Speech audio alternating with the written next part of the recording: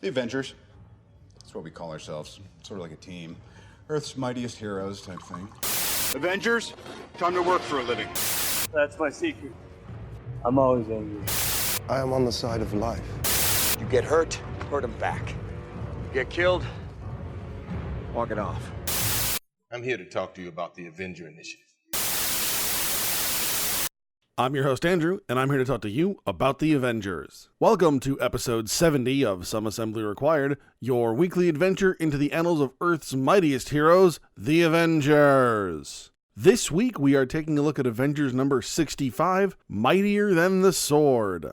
This issue is written by Roy Thomas, pencils by Colan, inks by Sam Grainger, letters by Sam Rosen, and it comes to us in June of 1969. As you may well have noticed, we have a new inker on this book, and it does give this book a little bit of a different feel than books we've seen before, especially the last couple of issues drawn by Colan. That is certainly not to say it is bad, but it is definitely a noticeable difference.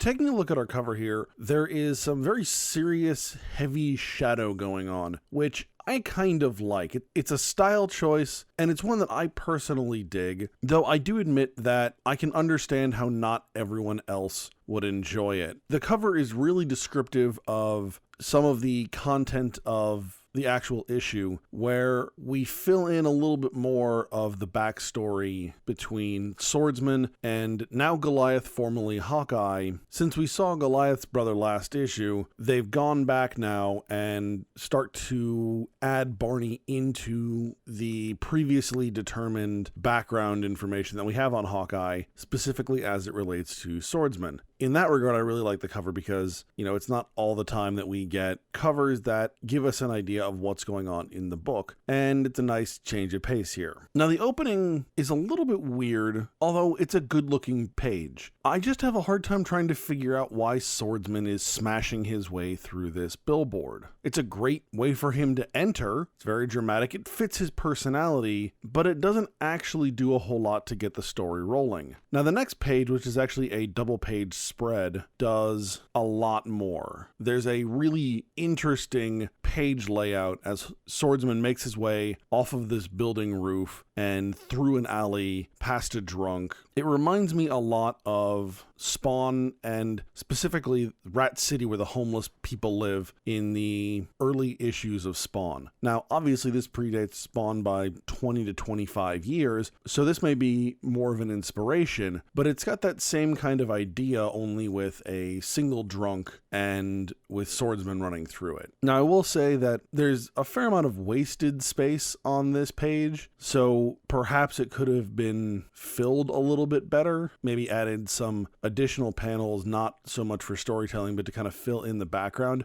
But I love the way the panels move their way down from the upper left corner towards the bottom right corner as Swordsman makes his way down from this rooftop. The panels themselves convey that sense of descending motion, which is really, really cool and extremely well done. Again, it's wonderful graphic storytelling. Now, as we find out, Swordsman is on his way to a meeting with a person whom he doesn't actually know and isn't revealed here for the first couple of pages until he gets to a warehouse and finds none other than our villain from the last couple of issues, Egghead, waiting for Swordsman. I will be honest, I was hoping for a villain different than Egghead, because at this point, he's really been a disappointment in terms of being a villain. He doesn't really do much. He hasn't really achieved or accomplished much. He hasn't even come close to accomplishing much. I wanted a villain that could do more. Now, Swordsman, I think, is a great villain, although, at least to start this issue, he seems to be lacking some of his swagger, some of his confidence. He's doing a little bit more skulking around. He's running through alleys instead of boldly strolling down a main boulevard. In general, he's not quite the same sword-wielding braggart that we had seen before, which I kind of liked. He had that Errol Flynn, Robin Hood kind of feel to him. Now, what we get from Egghead is that Egghead knows who Swordsman is and that he has background with whom Swordsman believes is Hawkeye. At this point, Swordsman doesn't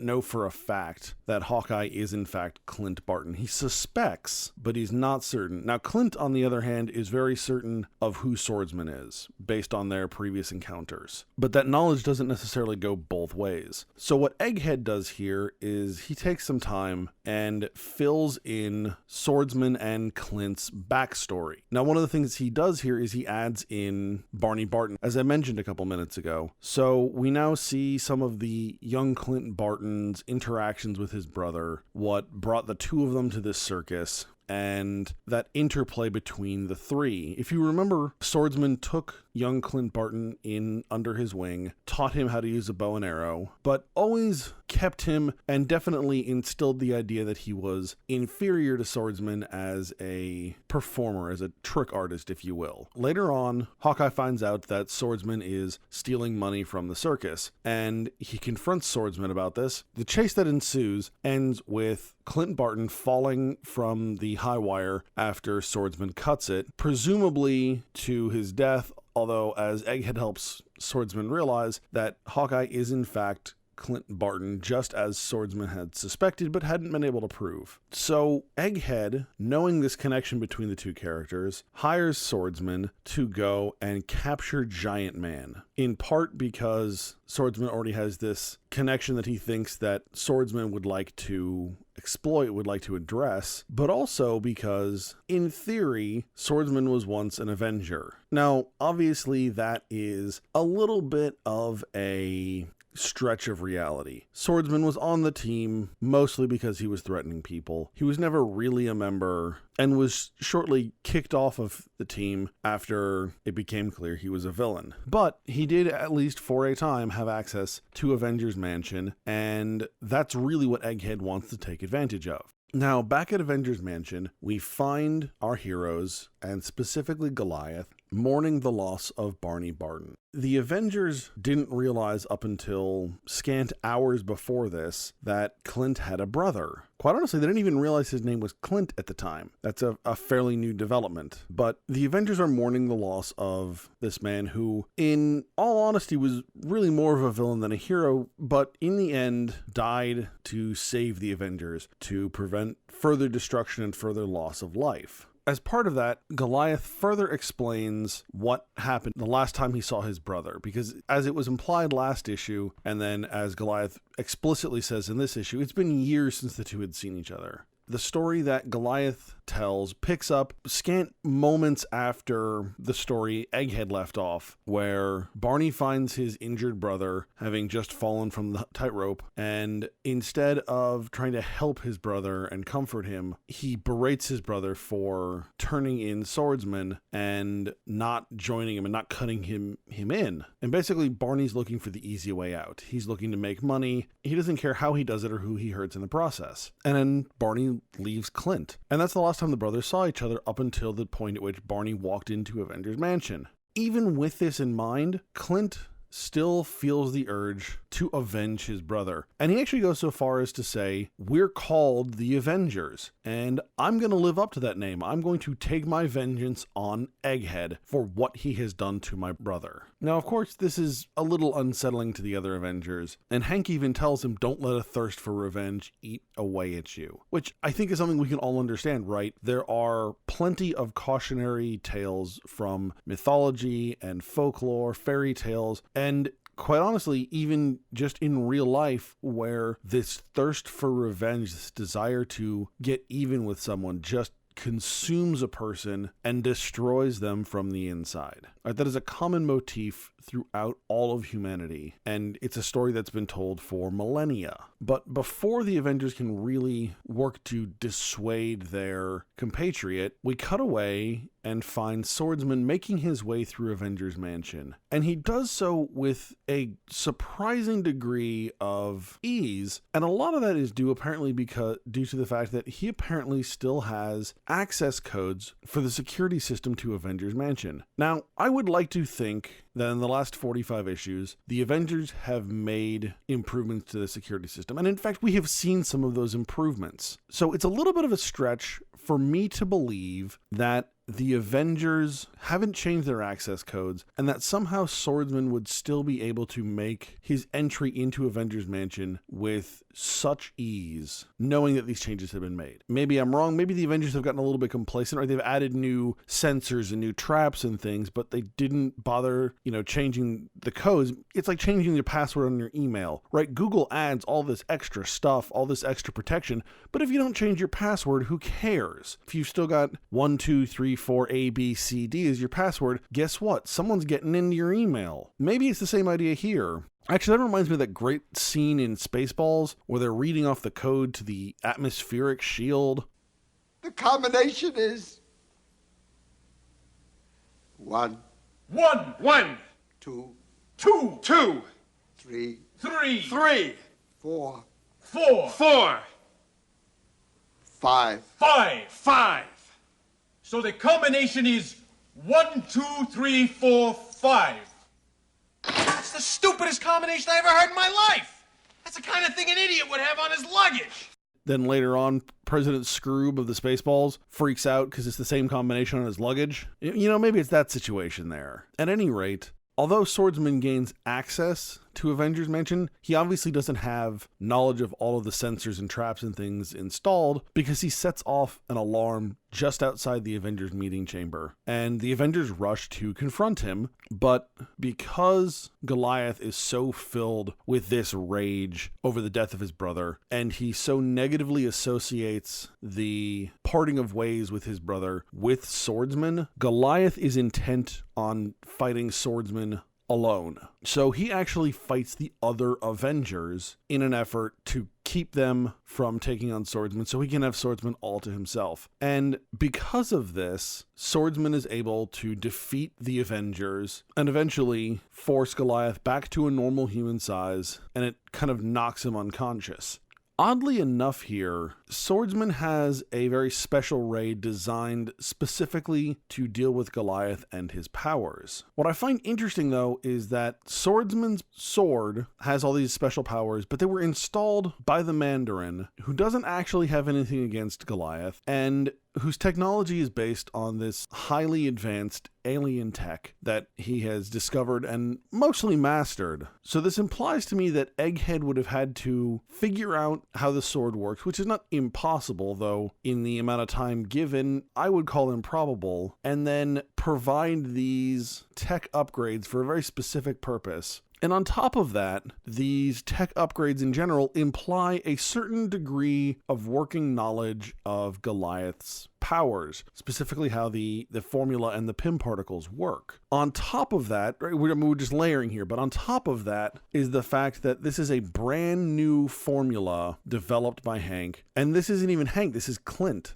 How does Egghead know this will work? How did Egghead figure out it was going to work? I mean, there's just so many layers of improbable stacked on top of one another here that I'm honestly left scratching my head, and I just kind of have to hit the I believe button in order to continue with the plot. Otherwise, I'm just going to spend the entire day banging my head against my desk. At any rate, Swordsman picks up Goliath, whom earlier in the fight had identified himself as Clint Barton, because Swordsman commented on the fact that there's no Hawkeye present, and Clint basically cuts him off and says, "No, I'm Clint, now I'm Goliath." Unfortunately, as I mentioned, Egghead hired Swordsman to capture Goliath. However, Egghead didn't specify that he wanted Hank Pym Goliath, and as we all know, Hank Pym is now Yellow Jacket. So Swordsman believes that he has killed two birds with one stone by capturing Clint Barton, i.e. Goliath. So he has who he wants and he has who Egghead wants. They just happen to be the same person. As it turns out, that's not the case. As I mentioned, Egghead wanted Hank Pym, because that's who Egghead has beef with. Well, Egghead doesn't bother to mention that to Swordsman until he's already got Goliath in front of him. Basically what happens is Swordsman throws Goliath down in front of Egghead, and he says that, the guy I want and the guy you want are the same guy, and Egghead says, that doesn't make a whole lot of sense. He's like, but you know what? I don't really care as long as you brought me Henry Pym. And Swordsman basically says, I'm sorry, who am I supposed to have brought you? And Swordsman, no kidding, reaches out and clocks Egghead. Basically, Egghead makes some kind of thinly veiled threat, and Swordsman is having none of this. As far as Swordsman is concerned, he did what was asked of him. It's not his fault that Egghead was non-specific as to who he wanted captured. He said, bring me Goliath. Swordsman brought him Goliath, and it's not his fault he didn't tell him which Goliath. Now, as all of this is happening, Clint Barton is lying on the floor, initially unconscious, but he regains consciousness while this argument and eventually fist fight is going on. So while the villains are fighting each other, Goliath grows to his giant size and prepares to get in the middle of this fight. But before he can do so, Egghead uses a stun blaster to basically force Swordsman out of a window. And so with Swordsman dangling from this window ledge, Goliath steps in, knocks out Egghead literally with a flick of his finger, and then creates a makeshift bow and uses it to save Swordsman's life. At this point, Goliath has the ability to kill Egghead and to kill Swordsman. They are at his mercy. And yet he chooses not to, as a way of making up for giving up on his brother. The two men parted ways. Hawkeye went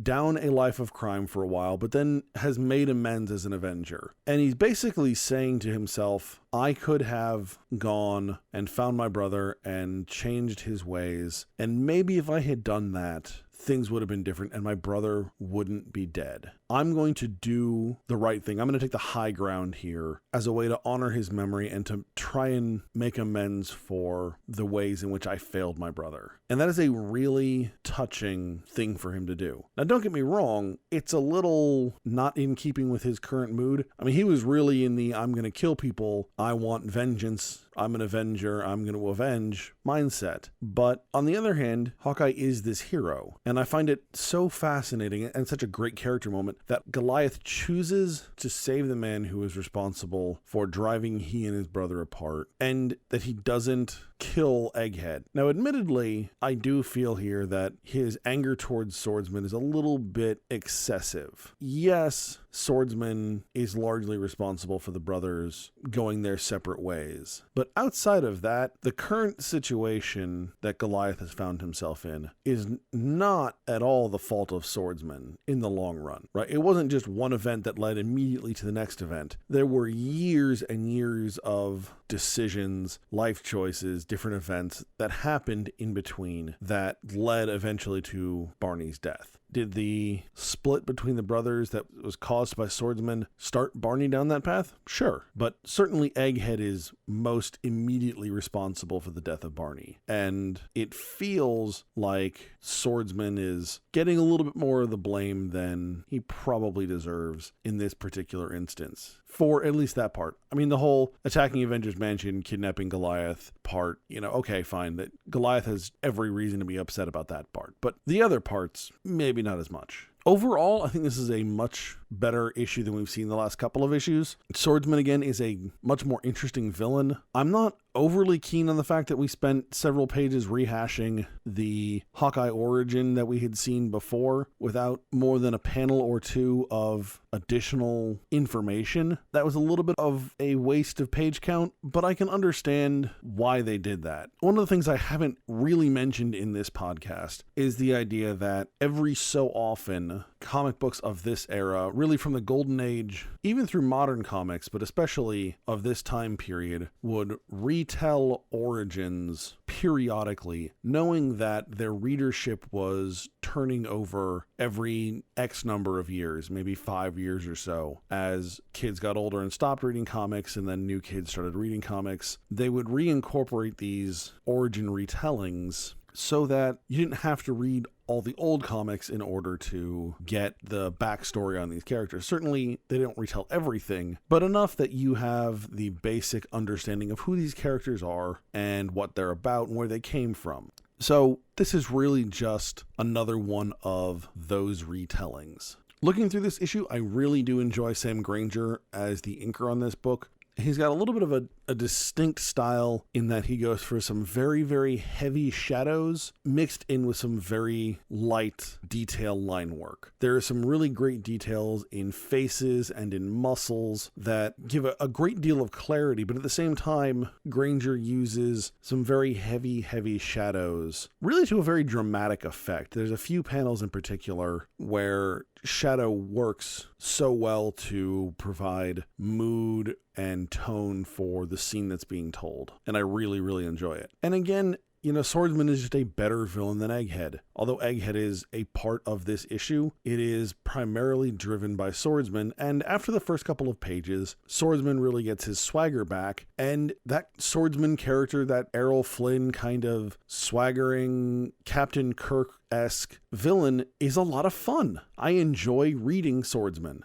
So the final thing I wanted to touch on before we part ways this time is I want to go back a little bit to issue number 60, where we talked about the marriage of Wasp and Yellow Jacket, and our resident legal expert has kind of filled me in on a little bit of information that I'd like to pass along to you guys. So again, marriage is obviously a state law issue, right? It's not something that the federal government involves itself with. So laws vary from state to state, but most states recognizes a difference between a marriage being void and being voidable. So a void marriage is something along the lines of bigamy, incest, someone of underage, something that is a very clear cut, this is not allowed, this is prohibited. A voidable marriage tends to be a more broad category and encompasses things like both parties lacking capacity, i.e. being drunk in Vegas. And in this case, it is a valid wedding should both parties later choose to remain married. So like if you got drunk in Vegas and got married and later on realized it was this horrible mistake, you could get the marriage voided. However, you know, let's say it was you and your fiance, you're planning to get married anyways, you just got drunk in Vegas and did it. Other than having to explain things to your parents perhaps, if you were already intending to get married, you could stay married. It wouldn't automatically void the marriage. So without having done specific research for New York State, because again, this is where the Avengers take place, our resident legal expert has informed me that it is likely that Hank Pym's mental state would not strictly void the marriage, but would at least have the potential for it to be voidable, i.e. if later down the road when Hank's mental capacity was less impaired, he could either choose to stay with Jan or not. So I thought that was a fun little follow-up to a concept that we had put out there before, and decided to fill you in on that. Remember, you can find us at AvengersAssembly.com. You can follow us on Facebook, Instagram, and Twitter, and you can find this podcast on iTunes, SoundCloud, and YouTube. Next week, we are going to be taking a look at Avengers number 66, Betrayal. All right, hey. All right, good job, guys. Let's just not come in tomorrow. Let's just take a day. You ever tried shawarma? There's a shawarma joint about 2 blocks from here. I don't know what it is, but I want to try it.